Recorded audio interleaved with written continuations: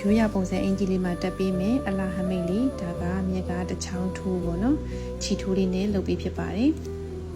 အဲ့တော့အရင်ဦးဆုံးဒီဟာကိုထိုးဖို့အတွက်ဟမိတ်ဆိုင်အရင်သွားရှာရပါမယ်ဒီမှာခြေလုံးနေလက်ရှာတယ်ဒီမှာခြေလုံးတွေကလူချင်းစရာကျဲပဲတစ်ချောင်းထိုးတော့မထိုးဖြစ်တာတော်တော်ကြာသွားပြီအဲ့တော့ကိုလိုချင်တဲ့ခြေမျိုးစားတော့မရခဲ့ဘူးဒီခြေလုံးလေးပဲရခဲ့တယ်အယောင်တူတဲ့ဟာရှာရတာဆိုတော့ပေါ့နော်ဒါကတော့ဖဲချိုးနဲ့ကလစ်ကလေးတက်ပေးဖို့ပါအဲ့တော့စပြီးတော့ဟမ်မိတ်လုပ်ပါတယ်ပစ္စည်းတွေဝယ်ပြီးပြီဆိုတော့ဟမ်မိတ်ကသူကဒီငွေအောင်လုံးလေးနဲ့လိုက်တဲ့အတွက်မြက်ကဒါလေးနဲ့တွဲဆက်ပြီးလုပ်ထားပေးတယ်ပေါ့နော်သူပြတဲ့ပုံစံကတော့တမျိုးလေးဒါပေမဲ့မြက်ကတော့နီးစပ်ဆုံးဒီဟာလေးကိုလုပ်ပေးဖြစ်တယ်ခြီထိုးတာပထမပုံစံလေးမကြိုက်လို့နောက်ဆုံးတော့ဒီပုံစံလေးကိုပဲယူပြီးတော့ထိုးလိုက်ပါတယ်အပွင့်ပုံစံလေးပဲယူလိုက်တယ်ပေါ့နော်တချောင်းထိုးကလည်းလုံးဝမထိုးတာကြာပြီဆိုတော့လက်ကွက်တွေမိပြီးထင်တာဆိုတော့မစိုးဘူးပေါ့နော်